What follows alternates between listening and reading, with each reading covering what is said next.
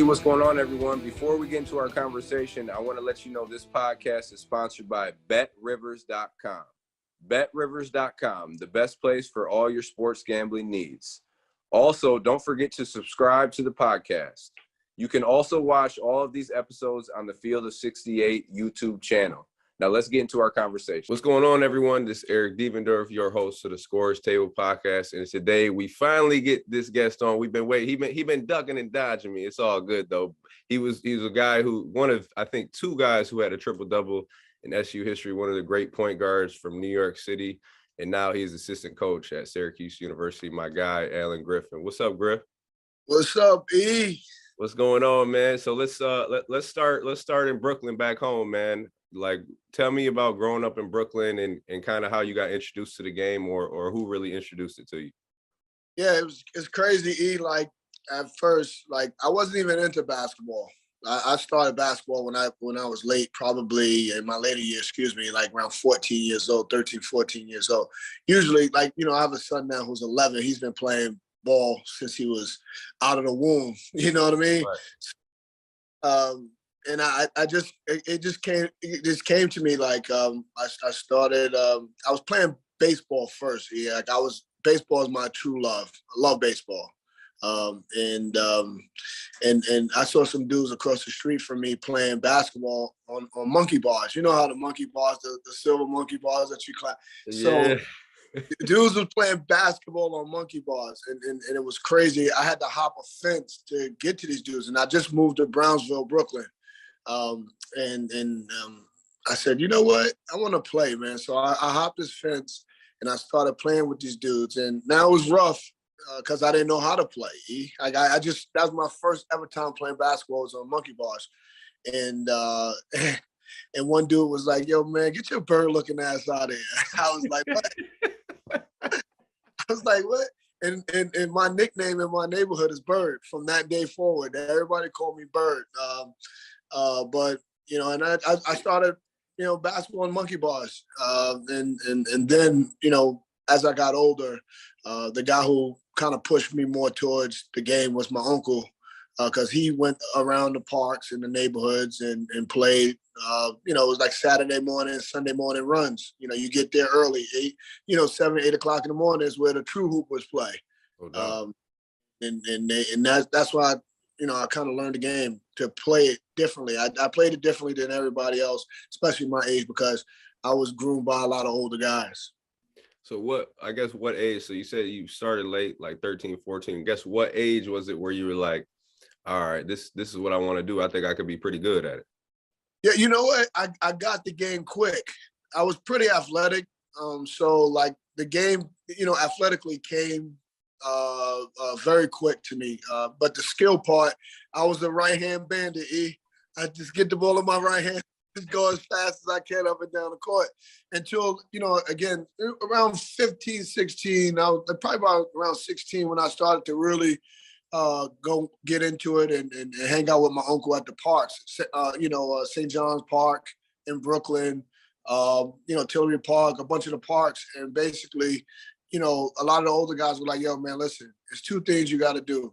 You got to slow down. That's one. He said, and two, you're going to have to get a left hand. And, and then I had to start learning how to play off ball screens and how to do all that other stuff. But it was a pretty good education, especially playing with the older guys. So, but you really kind of learned to play the game. It wasn't obviously any trainers back then or anything. You learned just by hooping. You're going to the parks and figuring it out. Going to the parks, figuring it out, 100%. And I bring that back to my groups when I coach. And every day with the big guys, I try to make them play every day 1-on-1. You got to play 1-on-1. You got to play 2-on-2. You can train but so much. Training to get you but so much. You got to hoop. You got to put that what you learn to seeing what you can do and what you can't do. And it's a lot, to be honest with you, it's a lost art. I know you're an unbelievable trainer, but the one thing that I admire about you is that you like damn near 40 and you still want to hoop. And you got to pass. Oh, man, I'm 34. What do you mean? Hey, Yeah. so you said Tillery Park, and damn, it just kind of like a light bulb went off in my head. Tillery Park, I'm thinking of that shit. Was that the same park? Because I remember back in the day when I came down there. Is that the same park? No, that's a different part. That's that part was 258. It was a junior high school 258. It's right in the middle of Bedford Stuyvesant. You know, that was a funny story, dude. Talk Yeah. about it. So I played 258. We called it the A ball. It was the tournament was called the A ball. Yes. Um, and I would go there and I would play like myself, Jaquay Walls, who played at Colorado, who played in the NBA, got drafted by the Pacers. Tinsley played in it. It was a bunch of Brooklyn Hoopers who played in this tournament, and it was probably one of the best tournaments coming up. And I had pretty good success there, and a lot of family and friends will always go to this park and watch games and be there all day, just watching games. And it was one day that I actually went home after I showered and I came back for the later games, and I said, "Oh," so so I'm walking to the park, and some dude came up to me. He's like, "Yo, your Syracuse boys is in the park." I was like, now I'm thinking like, who could it be? Who was this Syracuse boy? Who was my? So I'm thinking it's like Damone Brown.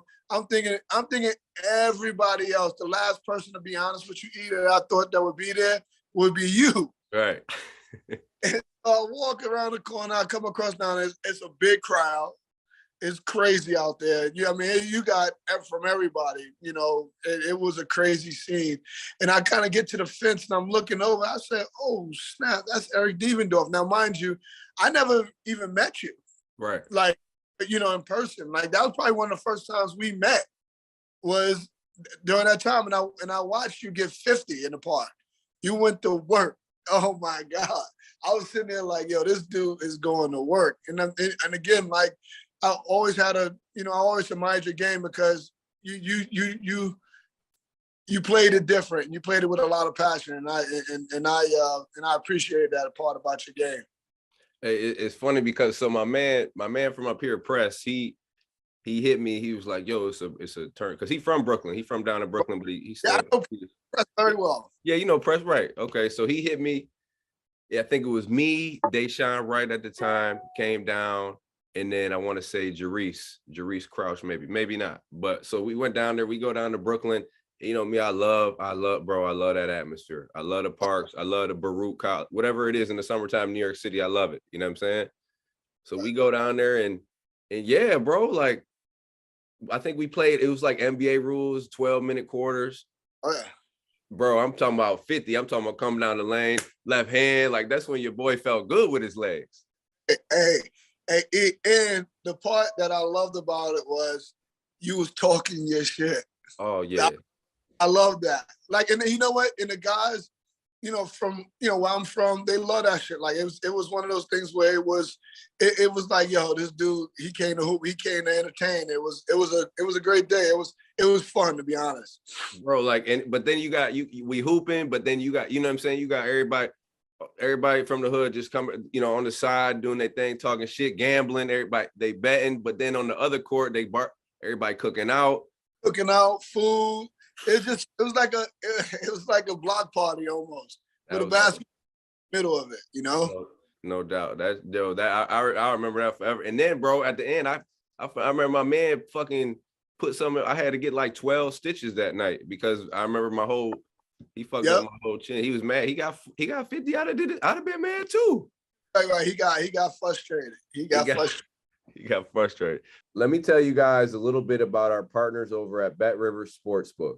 If you haven't signed up with Bet Rivers yet, now's the time because they are offering a $250 match bonus for your first deposit. But what sets them apart is that they require just one playthrough to turn your bonus into cash money. With their new Rush Pay instant approval, withdrawing your winnings is safer, more secure, and more reliable.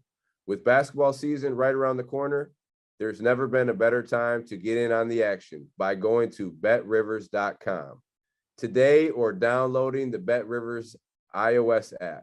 Must be 21 years or older. Gambling problem? Call telephone number 1-800-GAMBLER. So, bro, let's talk about, okay, you getting better, 14, 15, 16, you like, all right, this is really what I want to do. Your game is improving. When did you really start to hear from these colleges now? And who was like the first one you really heard from? So, like when I was in 8th grade, I was basically rated, quote unquote, one of the best 8th graders in the country. And I had a lot of high schools around the city recruiting me to come to their school. Like, so I went to the Bishop Lachlan. I went to Christ the King. I went to all these schools and to see if I can get admitted, but also too, I had to take the entry exams and stuff like that. And, I was going, like one summer, I just kept going around the whole city, just going into these schools and seeing if I liked the schools and stuff like that. And my high school coach, Larry Majors at the time, he was at Paul Robeson High School and he was building something special. And and that's the one thing he did. Like, he came to my on my block and he sat in front of my door, me and my grandmother and my uncles, and basically was just like, listen, I got him. I'm gonna make sure that he's good. And from that point, that was the trust factor right there, because everybody else was trying to go around it about the wrong ways. They was trying to buy me things, give me things to come to school with. Major's like, listen, academically, I'm gonna be good. From a basketball standpoint, I'm gonna play varsity as a freshman. I don't have to play JV ball and none of that stuff. So I was just like, all right, bet, I'm with it. And then we had we already had Todd Miles and Shamel Jones already at the school. And my best friend, Phil Grant, who went to Iona. Todd went to Mississippi State. Shamel went to Georgetown. And my boy, Phil Grant, he wound up going to Iona. So we had, that's 4 Division I athletes right there. And we just built a quote unquote dynasty there, man. Like, and the rest was history. I started to really answer your question. Since I was a freshman in high school, I started to get the love. So, like, is it like growing up in New York City? Like, I'm from Michigan, so I didn't really kind of like understand, till I got to Syracuse to the East Coast. But like, what was it like growing up in New York? Was it like a whole lot of pressure? You know what I'm saying? Because there's so many hoopers, it's so much history, especially from Brooklyn, bro. But did you feel that like as you started to get older and because like especially at the guard position, right? Like that's so many guards. There's so many guards, definitely. We had Eric Barkley in my class in Brooklyn, and that was one of the guys that they always kind of matched me up with at the time. And EB was a problem, it was so many good players, that you couldn't duck nobody. You had to, you're gonna get the smoke, so to speak. Yeah. And don't want the smoke, especially during that era, you just didn't make it. And they're gonna talk about you, huh? Oh no, about you if you ducking. Oh, no doubt. Like now, they gonna let you have it. And you don't get in regardless of what, you'll sometimes in defeat and you'll gain a lot more respect than you think, and especially during those times, because they look at it and be like, yo, at least he wasn't scared. At least it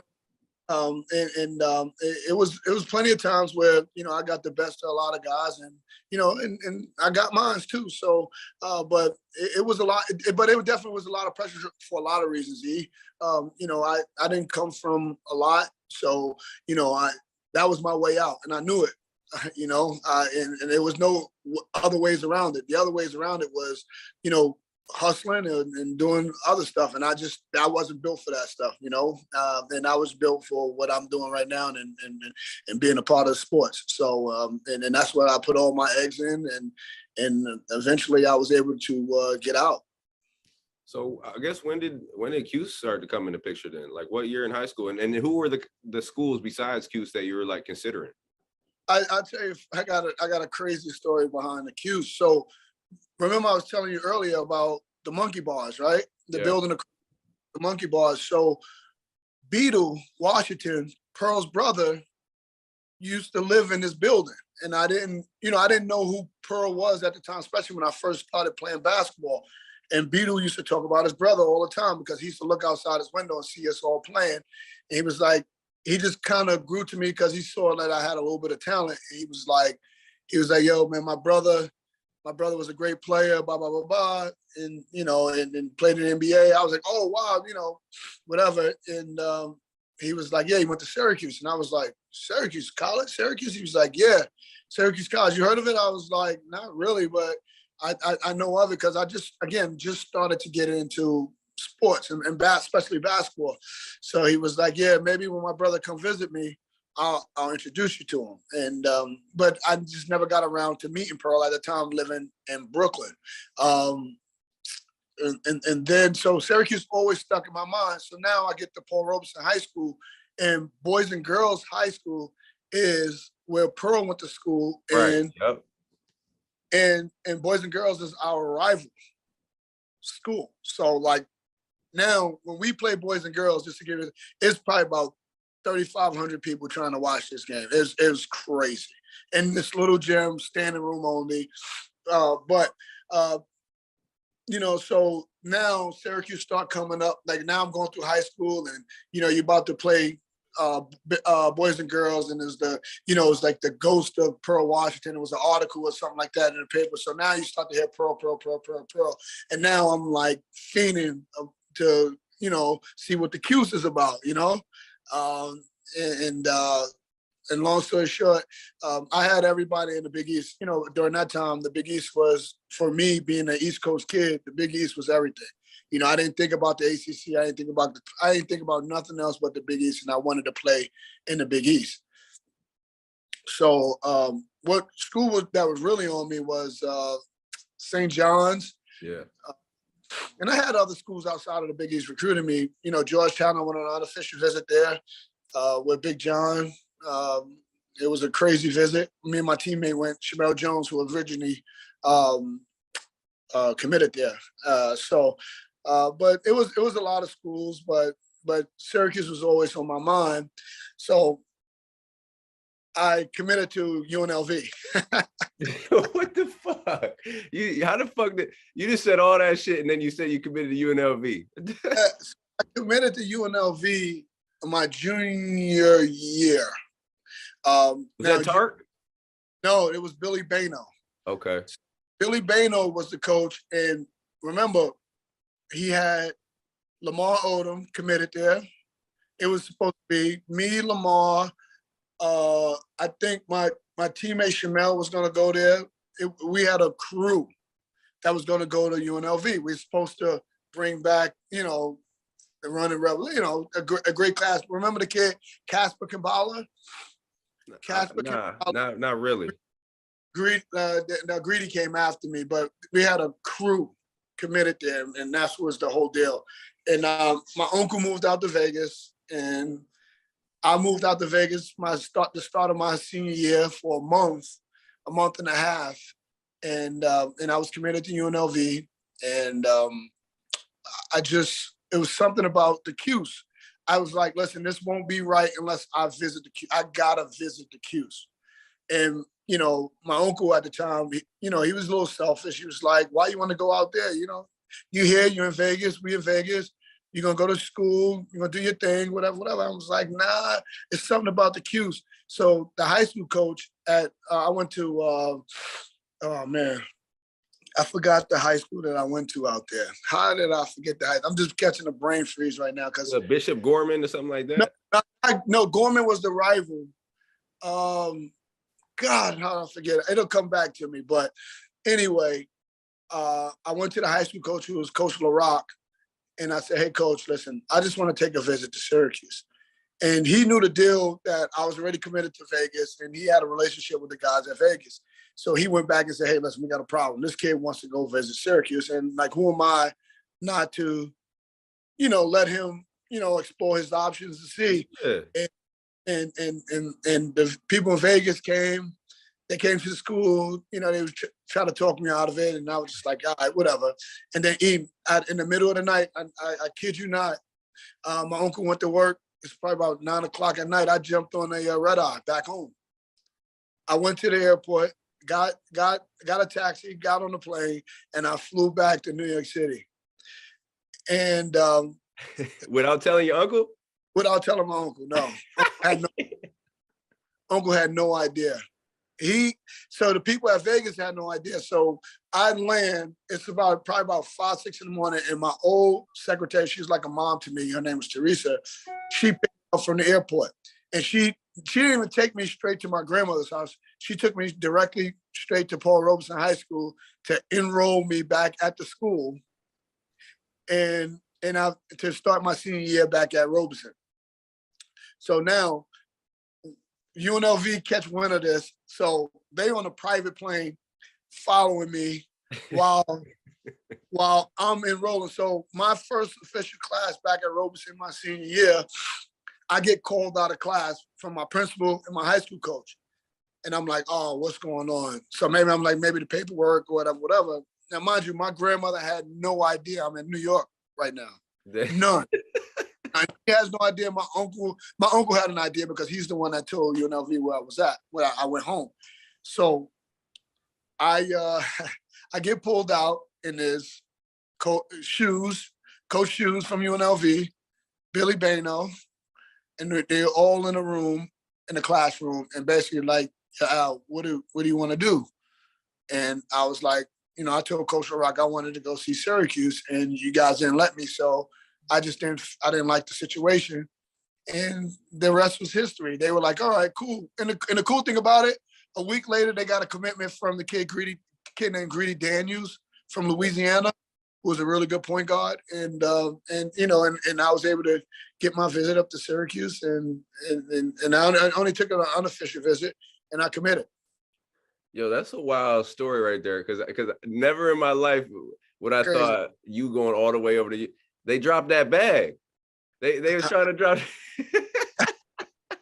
I mean, you know what I'm saying? Shit. I was trying to go about it in the right way. I ain't want to put that out there, but Shit, they allowed to get paid now. Shit. You ain't never lie about that. Nah, Griff, if they moving your uncle out there and then you coming with him, put 2 and 2 together. That's all. There's a lot of people that couldn't have put that together, but only you, E. Come on, nah, hell no, I ain't that smart. Fuck that. So you go to Cuse, like who was the connection at Cuse then? Like what one of the coaches? Who was that? Wayne Morgan was recruiting me when I was like a sophomore, junior in high school.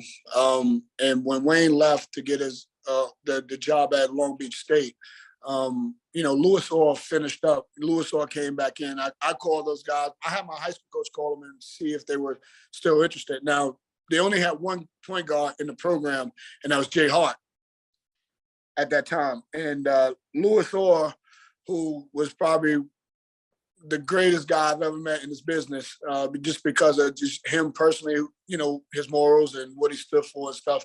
He was unbelievable. And the only thing that, I kind of get mad at Lewis is he's working at Georgetown right now. So you got to get that bag too, Griff. Got to get it. I get it though. And Pat was his boy. So, but long story short, it was one of those. It was Lewis was the one that kind of got me to the Cuse, and that was the connection pretty much. So you go up to the Cuse. When you go up there, are you committing right away, or do you come back and then you call coach and like, all right, this is what I want to do? I never took an official visit, not one. To so no you didn't school. even go to Cuse? No.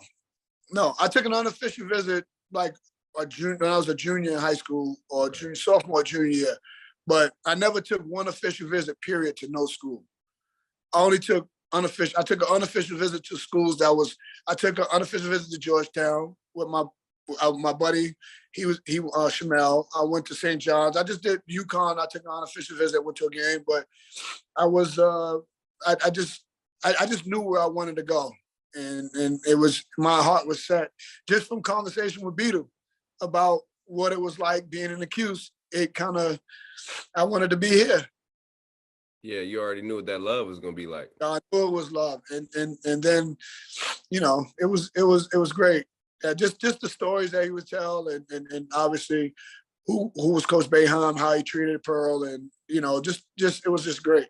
Not to say I was Pearl Washington, or get treated like Pearl, but you know what I mean. Like it was just.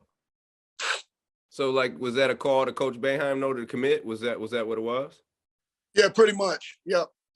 So I talked to Lewis and I told Coach Orr, I was like, hey, listen, this is what I want to do, and I knew that it's going to be an uphill battle. I knew Jay Hart was here, and I again, like growing up, when I grew up in the time, like I was never scared of the Right. smoke. So you know what I mean.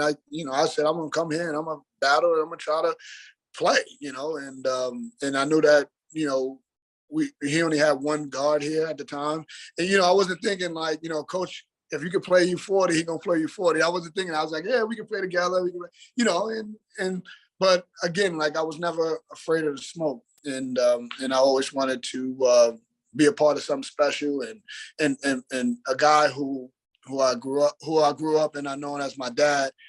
His name was Sherm, and Sherm told me, he was like, when you think about these decisions, he said, always think about the guys that's always going to be there.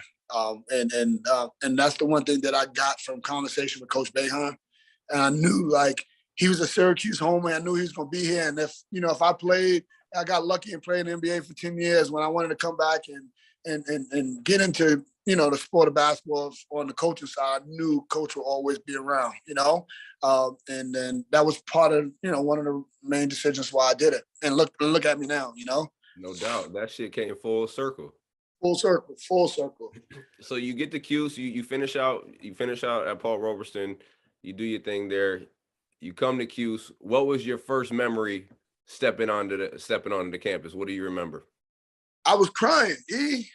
I cried like a baby, man. I honestly, I cried for a lot of reasons. But the main reason I cried was because, like, in my wildest dreams, I wouldn't have thought that I'll be stepping foot on a college campus. And that's no lie. Like I was the second person in my family at that time to go into college. Yeah, it's crazy. My sister, who was a year before me, going to college, she went to St. Augustine down in the Carolinas, and then it was me going to Syracuse. So for that reason, I cried, and obviously losing my mom and not my mom not being able to see me accomplish something that, again, I wouldn't have never thought about, and something that I knew she would have been proud of me about. That was another thing. And then thirdly, like just making it out of Brooklyn, it was like I made a pact to myself that I would never kind of go back, so to speak. And it was one of those things where I held myself accountable and to making it out, and it was happening. So I'll never forget, dude. I just cried like a baby for a good 2 hours because it was something that I wouldn't have never imagined doing. You know what I mean? Like right now, I'm kind of getting emotional because it brings back a lot of memories and it was a tough road. Obviously not, being raised by my grandmother with my three sisters. No parents. I didn't have my parents. My dad was long gone out of my life. And then my mom passing when I was probably about 8 years old. It was a tough road, you know what I mean? And it was just one of those things where it just kind of took, like, it just was one of those surreal feelings. So yeah, that's my fondest moment of when I first stepped on campus. But your mom saw that for real though. My mom's definitely saw that. That's special. And kind of like to rewind it a little bit. How disciplined did you have to be though, bro? Like growing up in that environment, all the outside distractions, especially now you growing up, you being a ball player. So now everybody trying to be on your head. So how disciplined did you really have to be to get to even step foot on campus? I had to be very disciplined, for a lot of reasons, because I had a lot of friends doing the wrong thing. Like, you know what I mean? Growing up, I had a lot of them, and a lot of them paid the price. Some are still in jail. Some are not with us anymore. You know what I mean? So, and the one thing, my uncle and I had a great grandmother. I'm gonna tell you that my grandmother, if I wasn't in front of my door or inside my house when the sun went down, she was coming to look for me. You know what I mean? And it was her. It wasn't no man. It was no uncle. It was her. And she came looking for me. So from that point, I learned, to be disciplined in terms of, avoiding a lot of the distractions that could be out there.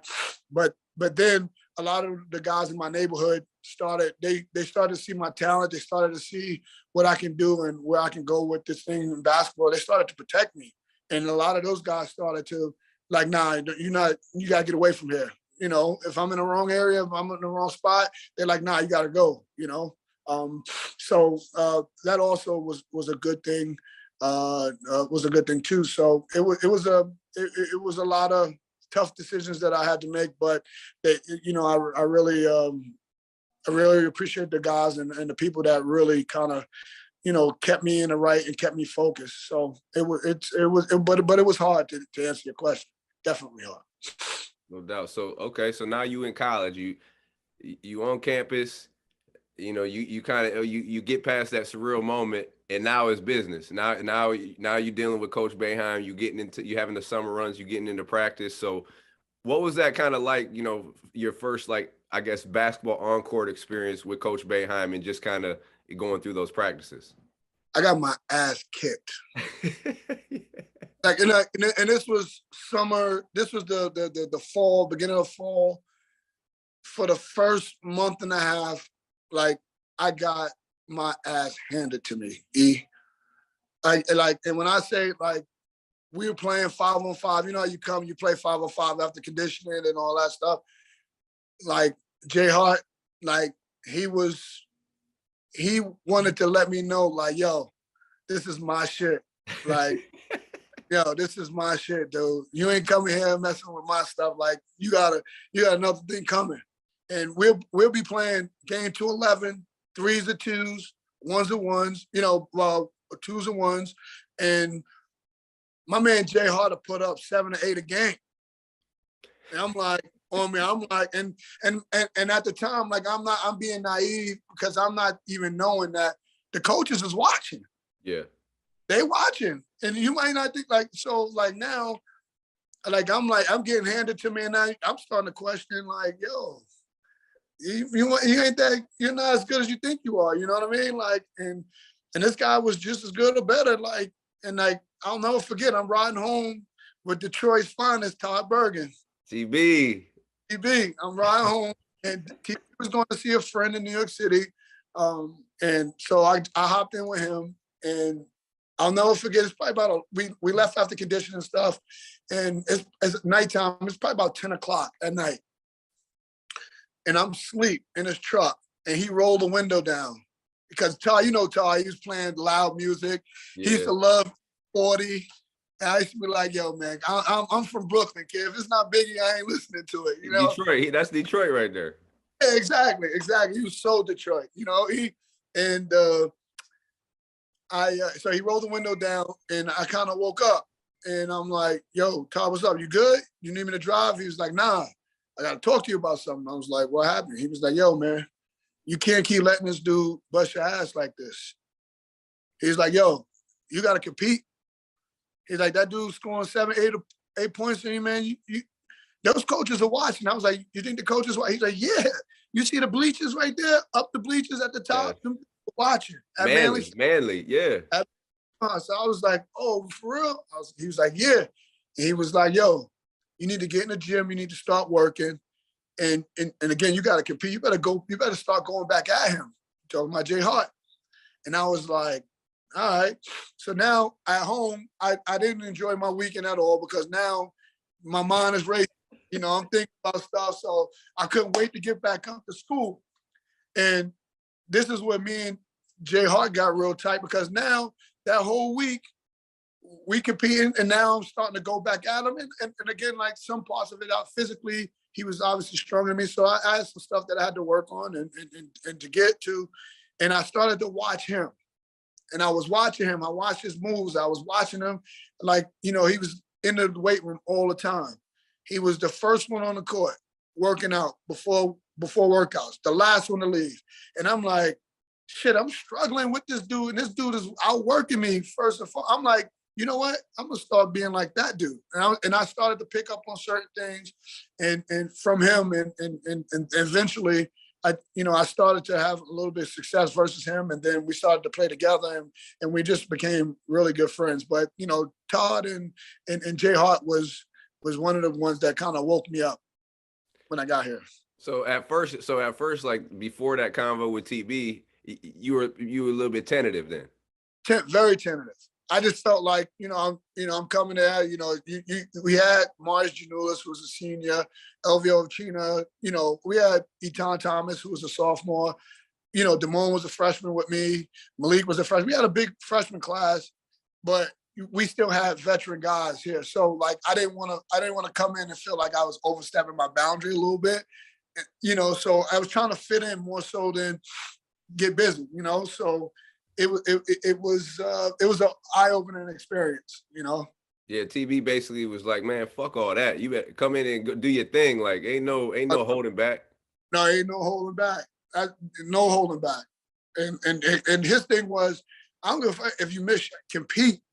Damn. Like he was, this dude, he was like, Jay Hart is good, really good player, but like he shouldn't be getting 7-8 on you. Like, and then if he gets 7-8 on you, you can't have 2 or 1. You better be, So TB was like, and you could see it like it was authentic. It was raw. It was one of those things where you can know he truly cared about me, because me and TB my freshman year, we kind of connected from day one. And that was my road dog, and we hung out. We did a lot. He introduced me to the bar life. Yeah. But God damn it, TB. Fuck you. Exactly.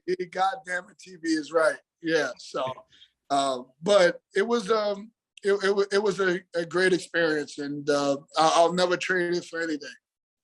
It's kind of like you talking about like in the beginning, like in high school, when you ain't ducking none of that. Like, you know what I'm saying? So that was and Jay from LA, you from Brooklyn, so it's kind of like, you know what I'm saying? You already had that East Coast, West Coast. So he probably coming in like, nah, fuck this New York City, but you know what I mean? Oh, no doubt, 100%. That's what. And the thing about it was that he helped me get better. Like, you know what I'm saying? And vice versa. We pushed each other. We were at each other's throats at times. Like, and it was a mutual respect for one another, and that's why that's my dog to today. Like, I talk to Jay Hart 3 or 4 times a week, maybe 7 days a week in the stretches, and it's a big time mutual respect for each other. And it's crazy. Like when his son got his scholarship, I was one of the first ones to call him. He's calling me, and it was like one of those things, man. I remember when you was in your mom's stomach, you know what I mean? Now you're getting scholarships to college, and that's what it's about. That's college, part of it is about the relationships that you build there, because those are lifetime relationships. You know what I mean? So again, that freshman year was a eye-opening experience, but a great one at the same time. Hey, do you think, and kind of just talk about like in general, like basketball, the basketball scene right now with like kids growing up, do you think like what we was just talking about, is that kind of missing from the scene, like dudes really competing, pushing each other? Because, and I'm not saying everyone, but like sometimes it seems like you don't want to step on each other's toes, or that's my friend, so I don't want to get it. Like, Griff, when I was like, man, if that was my best friend, I might have been going fucking even harder. Right, no doubt. Do you think that's missing, or do you think it's not as much? What? Definitely is missing. And that's just, if you think about it, like when we grew up and when we were playing, high level basketball, we never communicated with a dude in Mississippi or a dude in Alabama or a dude in Detroit, so to speak, unless we seen them, at an AAU event, like, you know what I mean? And we don't have that time to connect, whereas to now, these kids can connect instantly through social media and everything else. Like, you know what I mean? So they become friends before they even meet each other. Right. So, so the way we became friends is, if we playing and you got me or I got you, it's a respect that you build from that. You know what I mean? Like, whereas to now, it's like, yo, bro, I'm gonna see you at the Peace Jam. I'll see you, make sure we link up, and then you guys are already friends, so to speak. And then when you play, you take that element out of like, yo, they saying this dude ranks higher than me. I'm going that like it. Some of it you take that part of it out, but yeah, but it's definitely missing a little bit. No doubt. So you had a great SU career. Out of all the games you played, out of all the moments that you had, what was your favorite or most memorable moment in a Syracuse jersey? Wow, it's a couple for a lot of reasons, but I'll say the most memorable game in my whole entire life came at Syracuse. So my junior year, I was coming off the bench after starting my whole sophomore season. And it was, for me, I felt it was a disappointing year because, again, I lost my starting spot. I wasn't playing as much. And we're supposed to play Pittsburgh here at the Dome. And they couldn't get out of Pittsburgh or they couldn't fly into here because of weather, due to weather. So they postponed the game to a day later. So now, mind you, coach, we call it a practice. So we run a practice. And prior to that very moment, that practice, it was a roller coaster that junior year. I was like depressed almost because I wasn't playing as much as I did the previous year. Just for a lot of reasons. At that time, I had a son, I had a lot of things going on. And, but leading up to that practice, I worked my way out so much because, Coach Hop was the GOAT. Yeah, he kind of helped me tremendously in terms of getting my head straight. And so I had this thing where I wrote thank you on the back of my jersey and on my shoes so that every time I ran by Coach Boeheim, he would see the thing that said thank you for, making me realize that I got to work harder and this, that, and the third, So it was motivation type. So that practice before that Pittsburgh game, I wasn't playing that much. I was probably averaging no more than 5 minutes going in E. It was bad, right? So in that practice, I hit 6 threes. I've been working on my shot because that was the thing that coach was saying, the other 2 guys in front of me, they did better than me was they shot the ball. And Jason Hart wasn't coming out of the game. He's averaging 39 minutes a game. So it was like one of those things where, so I hit 6 threes in that practice and I was been working my tail off up until that moment. So that opened the door for when we played Pittsburgh. Something happened where I got that call. Coach say, Griff, let's go, get in. I got in the game. I hit 2 threes in the game. We won. And the rest was history. That whole year from that point forward, I was taking minutes from those guys. You know what I mean? And I just felt like that was a defining moment for me in my life because, it made me realize that I had to work for everything up until that point. Nothing was given to me. And I'm going to have to continue to work for everything. And I can't, wait for something to be handed to me. If you want it, you got to go get it. And that was like one of my fondest moments at the Cuse. Yo, do you ever share that with the guys you coaching right now? Because I just think like you said, you starting your sophomore year, like you playing a lot, and then you a junior, so it's not like you a freshman not playing. You know what I'm saying? You a junior, and then like you said, 5 minutes a game, and then you still had like the mindset, and then to go out there and be like, all right, fuck it, I got to go out there and still work. Like that's something you could tell these guys going through it. You know what I'm saying? Like, do you ever do that? Yeah, definitely. So I just had this conversation with John Boeheim. Me and John Boeheim had this conversation because, John was playing at a high level. He was playing very well leading into, he twisted his ankle, like he had a high ankle sprain right before the first game. And he was out probably 2 weeks, 2.5 weeks. And we started playing games and he started to miss games and practices. And you know what, by that time, the rotation is set, and it's hard to crack it, and he's been good and academically he's been doing what he's supposed to do. And he's kind of was discouraged because he felt like, he's never going to play. And I said, you gotta stay at it. It's a long season, first and foremost. And all you need is that one moment. But if you shut it down now, you're not going to ever be ready for that moment. So and that was one of the things that Hop was always able to stay in my ear and continuously throughout that year to tell me is like, just stay right, just stay focused. You're gonna get another crack at it. And when you get that crack, you got to be ready for it, because it can go two ways. It can go, you increase your minutes and you increase your playing time, and and the rest is history, or you can continue to get the 5 minutes that you've been getting, and that's it. So I told John the story, and I just hope and that he continue get better. Sorry. Oh, you good? You good? We can edit all that shit. Yeah. So give me your favorite Coach Hop story, because man, like you said, because he like none other, bro. Yeah, Hop was the GOAT for a lot of reasons. Hop was there when my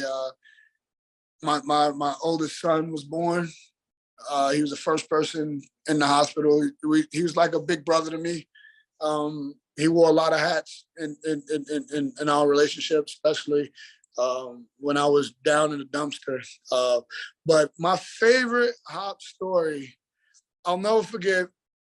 We're working out at the Manley Fieldhouse, and Hop, he started to cry. Yeah, he known for that. He gonna cry now.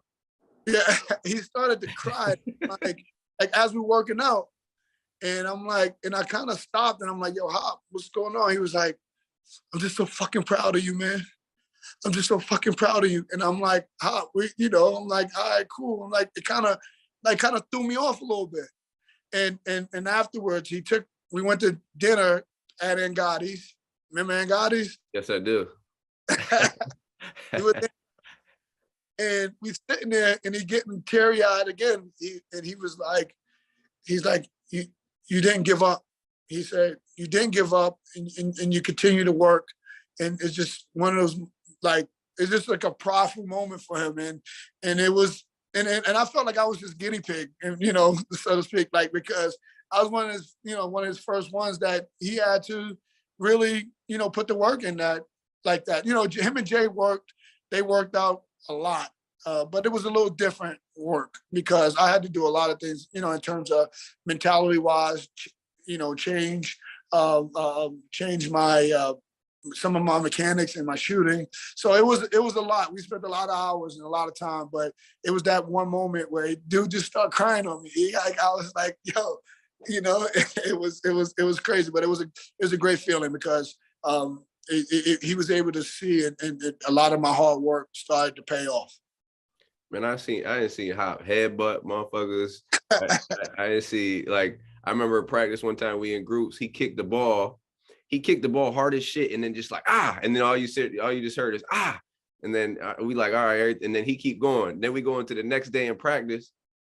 Man, this motherfucker got a boot on his foot. We like, damn, what's going on? He's like, fucking, I broke my fucking ankle. Fucking with you guys in the group. This motherfucker went the whole practice, with playing with us with a broken foot. But like, that just goes to show, like, Hop, man, he and I tell everybody, like, he different, man. Like, he's a guy that, like, and that's what makes a great coach, because you know your shit, but it's besides the coaching part. You feel it, like, on a personal level with him. You know what I mean? No doubt. He cares. He was the one that told me this line, and I keep it to this day. It's like, kids spell love Time. Yo, he told me that all the time, yo, for real. I'll never forget it. Never forget it, E. For real. Yeah. He is special. Yeah. So that 4 years at Cuse, I mean, what was it like to playing for Coach Boeheim? I know there's a lot of ups and downs. I know he got on you a lot, you know what I'm saying? But what was that overall experience playing for a Hall of Famer? It was great. And for that very reason, not a lot of people can say they played for a Hall of Famer. And I got the opportunity to play for a Hall of Fame, and I learned a lot from, Coach Boeheim, and that helps me out today, in terms of my profession, in basketball, excuse me. So it's, it was a great experience, because I got to meet some really nice people, and and some really good friends here, but also to, you know, learning the game from, you know, coach's eyes was tremendous for me because it just gave me another way of looking at it. And it helps me again today, you know, in basketball. So you get done with your career at Cuse. I mean, you play pro for a little bit, but then you hop right into coaching. Was that something like you kind of knew in the back of your mind when you was playing, or what was that? 100%. I knew eventually I wanted to get in, you know, on this side of basketball because since I was being groomed and I didn't even know it by how to being a coach. And it was certain things, the way he would talk to me, at certain things in terms of the way he would tell me how I should look at certain things. And I used to be like kind of looking at him like, yo, what is this guy talk? But he was grooming me for this very moment, you know, to being a coach. And I had no idea, you know, and he was the one who really helped me understand what playing for Coach Boeheim was and how I should approach it. And, you know, and it helped me out because, again, it showed Coach that I truly had a passion for coaching and being a part of the program. Whereas when I decided to get into coaching and stop playing basketball, I made one phone call and I was working. You know, yeah. I was on the staff. So he was a master at it. Hop, you know, he was grooming me for a long time, and it kind of put me right in the right position, and I was able to be at the right place at the right time to receive, and, you know, the blessing. So you get into coaching, and we know all about like the grind as a player. You know what I'm saying? You busting your ass day in and day out, but not a lot of people know about that grind as a coach, especially like when you starting. You got to start low. So like, and then low schools, like you were at Cuse, but then, you know, to step up, you had to be at like St. Francis, and then you go to where else? You at Providence, but and then there's a lot of schools in between. You know, I was at St. Francis for 3 years. So my first year at St. Francis, Hop came into the office, and he said Brian Nash called him, and they needed an assistant coach, and he was like, Griff, you got to go, you got to do it because it'll get you to the floor faster and to be on the floor coaching. And I was like, all right. So I talked to Brian, and at that time, again, I had a son, and when I was working at Cuse, I was in an administrative role that time. So I was working not full time, and so I didn't get to reap the benefits of the full benefits. So I knew if I went to St. Francis, I can get full benefits so that I could put my kid on health insurance and stuff like that, you know? And my salary at St. Francis was a whopping $6,000 a year. Yeah, I'm telling you, that shit a grind. It was a grind. So I got $6,000 that first year to be a coach, and I was working $6,000, but I got full benefits, so I can able to take care of my son, and my son have health benefits.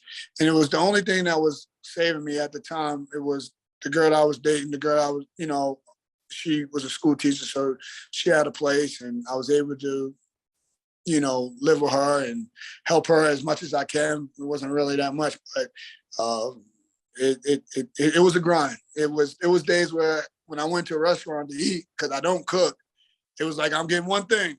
I can't get nothing else. I'm gonna get a burger and some water. You know what I mean? And yeah, and some water. I might some days can afford a Coke. Some days I couldn't. You know, it was and then on top of that, you know, you had to recruit, and we did a lot of our recruiting within the city because, you know, obviously our budget wasn't big enough to travel all over, you know, to go and see the kids. So again, it was a grind, and it wasn't glamorous, but I really, really appreciate, you know, where I am now because of it. It was one of those things where I wouldn't be here today in this business still if I didn't have that grind or went through that process. But weren't you kind of like, think about it, you were already like built for that type of thing, because we talked about it earlier, bro. Like coming from the environment you come from, like you really had to grind to get it out. So all that stuff that you went through early on, like it was kind of the same thing. It maybe even a little bit easier. I don't know. Maybe I'm wrong, but it's the same thing. You was built for it, right? Oh yeah, definitely. I was prepared for the grind, and I knew that.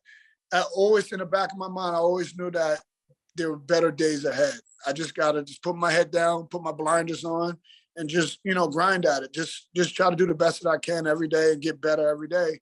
And I knew that the better days will come. I just can't get discouraged on the not so good days. I just gotta just know that it comes with the territory. It just what it is, what it is. So it was one of those. It was one of the greatest experiences that I can ever experience.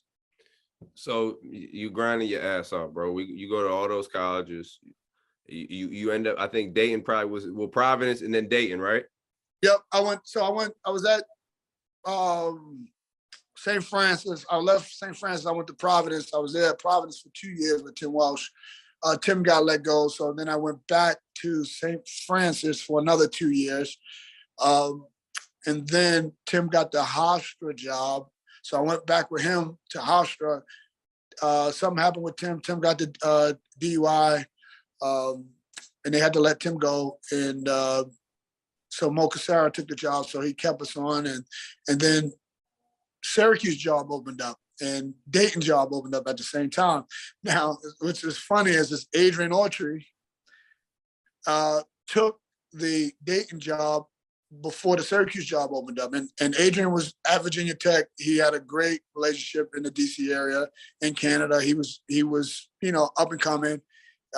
And when the Syracuse job opened up, he's an alumnus here, and he wanted to see what the Syracuse job was like. So, we both had communicated with Coach that we were interested in the job. And, long story short, Coach went with Adrian, and eventually he talked Archie Miller into hiring me at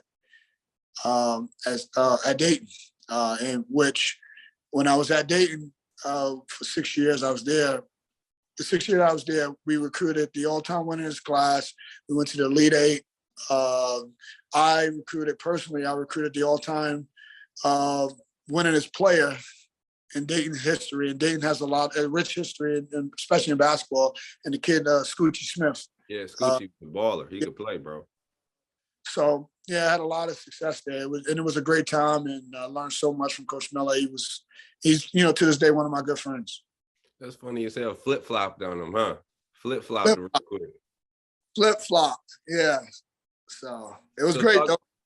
Yeah. And then, so then we talk about the whole full circle thing coming together. Like, what was it like in your mind? You get that call from Coach Boeheim, like, Griff, like, do you want to come back to Syracuse and coach? That full circle moment.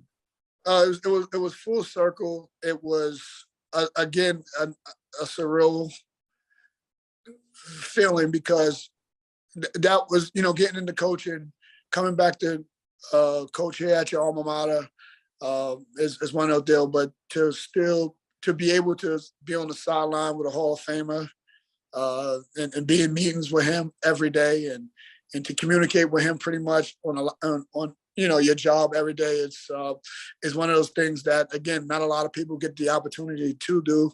And it just made me that much better as a coach. So getting that call was unbelievable. I think I'm like Hop. I cried again. Yeah, you're supposed to. Shit, you supposed to. You went through a lot. Yeah, and it was like, you know what, your hard work has paid off, and it's paying off, and to do it here and to be here for 4 or 5 years now, it's again, I have the best job in the world. I don't never want to trade it for anything, No doubt. Let's hop in and talk about this year's team a little bit. Specifically, I want to talk about Jesse and his development, because I know you're the guy that's working with the bigs. To kind of talk about his development, he's here. He's from the Netherlands, so it's kind of like, it's different. His personality is different from being a big over here, obviously. Right. So talk about his freshman, sophomore year, and now this year, where he's like, he's a primetime player for us. He's a guy that's really worked his ass off. we've always, like me and Coach talked about this when recruiting Jesse. So I went down to IMG. So Brian, it's full circle. So Brian Nash, who I worked for at St. Francis, is director of IMG in the basketball side, right? So Brian calls me. He was like, yo, Griff, I think I got a player for you. He's a project, but if you can take a kid, I was like, I'm not taking no project guard. That's hard. It's hard. That's hard to take a project guard. He was like, look, he's a 7-footer. I was like, oh, I'm on the plane. I was on the plane fast. So I get there and I'm at the school and I'm watching Jesse work out with one of the coaches there. And I'm like, all right, cool. Now, mind you, I'm saying this because I'm sitting there with Brian and I'm kind of going back and forth with him and I'm looking at him.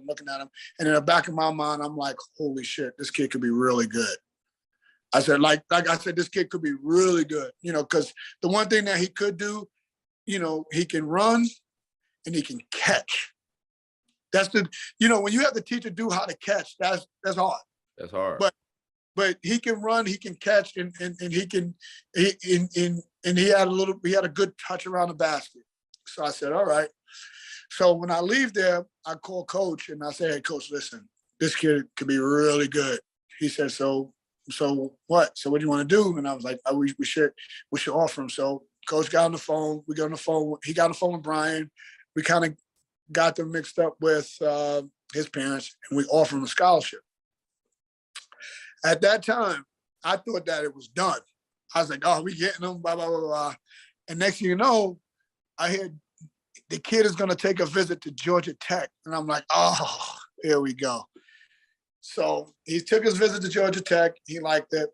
And I was actually telling this story to Julie 2 nights ago. One of the biggest reasons we got the kid was when he flew into Syracuse. I remember because his flight got in around 8 or 9 o'clock on a Friday night, if I'm not, a Thursday or Friday night. Coach Boeheim, I didn't even know he was doing this. Coach Boeheim met him and his family at the airport.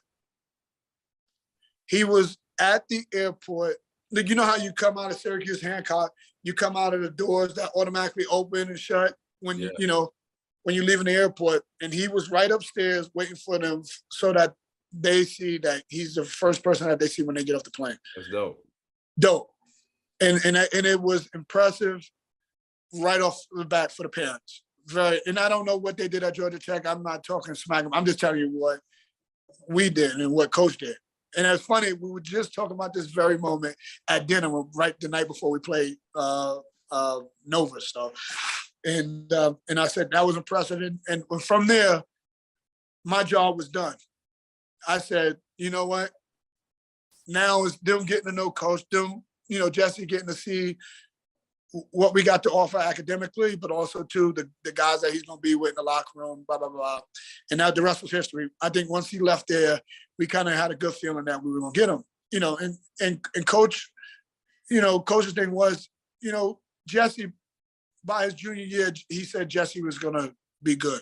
Coach said that, and it's crazy how, this is his junior year and he's playing, well. He can, and obviously he got a lot more room to grow. But so freshman and sophomore year, me and Jesse had a special relationship because I wouldn't let him sacrifice one rep. I got on him about if he was going soft, I was on him. If he was going hard, but he wasn't doing something technically right, I was on. Like I wanted him to understand that there's a certain mentality that you got to play with in order to be good. Like, you know what I mean? Especially, again, like you said, you're big from over, the Netherlands, and it's a certain mentality that you got to have because dudes will want to push you around. And, Jesse has an unbelievable confidence in himself, big time confidence. And you can see it. You can see it.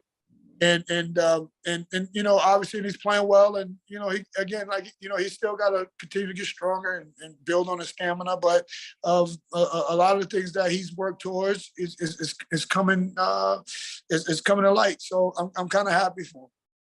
Yeah, you should and you got to take a lot of credit, regardless if you want to or not. I mean, I mean, you the guy working with him. You know what I'm saying? So kudos to you. And I ain't saying no for an answer. Like, nah, that's you, motherfucker. You did a lot of that shit. You know what I mean? We put a lot of time, and I could say that, but you know better than anybody. If you're not willing to learn, like it don't matter how much time you put in. Like, you know what I mean? It's never gonna work.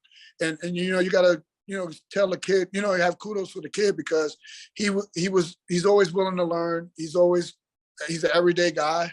He comes to practice every day. He works, and it's just paying off for him. So this is a question, like I've been hearing it from everywhere, dude. Like about the defense, about the little adjustment that Q's made. Is it a 1-1-3-1 and is it a 1-1-3? And it's funny as hell, bro, because when I was at Detroit coaching with Mike Davis, so that was me. I brought the zone there to kind of test, and he did the same thing. He's like, we're gonna do an eye. He called it an eye. So right when I see that, I'm like, oh shit, they doing the eye up top. But it's actually been working a lot because first it keeps the ball out of the high post, a guy right there, and then it really like helps on the penetration as well. Yeah, definitely. Because my man is sitting right there. So I mean, just what is it? What the fuck is it? Is it 1-1-3? Is it 1-3-1? What is it? It's, to be honest, it's a 2-3 zone. We just keep the guy. Fucking thank you. That's what I was fucking saying. Thank you. It's a two. Like a lot of our principles are the same. It's just the format is just a little different. Yeah, it's like this. Yeah, it's like a tandem up top. Exactly. Same thing, but it's been great for us. But that's why coaches in the Hall of Fame. To be able to make subtle adjustments, and sometimes this far in the year, some coaches don't want to make adjustments. It's like they'll beat it into you until you get it. And coaches like, no, we need to change. We need to figure out what we can do for this team. And that's why, again, he's won over 1,000 games and he's in the Hall of Fame is because he can make those subtle adjustments and he has the balls to doing it and not be afraid to taking the heat if it doesn't work, But at the time we had to do something because what we normally was doing wasn't working. Guys were, scoring at a high clip. And if we wanted to win a game, we had to score 100 points. And, sometimes you're not going to do that against, everybody. So it was, again, it was one of those things where he said we had to make an adjustment and he came in the next day and he put it up on, on the board and said, this is what we're going to do. And we're going to try it. And if it work, it work. If it don't, we'll just keep tweaking and figuring stuff out. No doubt. I'll get you out of here with this last question, man. So for you guys going forward, what are the keys, for the rest of the season? What do you guys need to improve on to keep getting better? Because you guys are getting better. Like, I think defensively, this team has made some strides for sure. Obviously, rebounding, we got to get, you guys got to get better or whatever. But what are the keys for you guys going forward that are going to help you be successful and then be able to get in that tournament? Like you said, first and foremost, we got to be able to rebound, and we got to rebound collectively. Like, our guards got to get rebounds, especially with teams shooting high, volumes of threes. You got a lot of long rebounds. So sticking their nose in there, and obviously the guys around the basket got to do a better job of going to get the ball. That's first and foremost.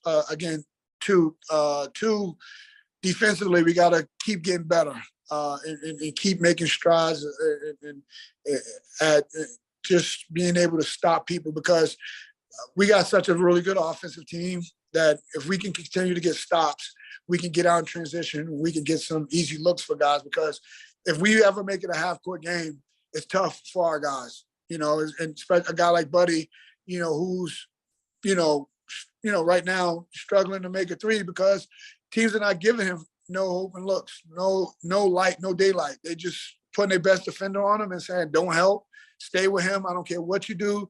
You stay with him. You make his life miserable. And that's one adjustment that Boyd's going to have to make, and he's going to make it. And we'll help him do that. We got to set better screens to get him open. So rebounding, continue to make strides on defense. If we do that, everything else will fall into place. Absolutely, bro. Man, I appreciate you coming on, Griff. It was a dope convo, man. You already know. I appreciate you, Ian. I watch you from afar, and I'll never forget when I got the job back here.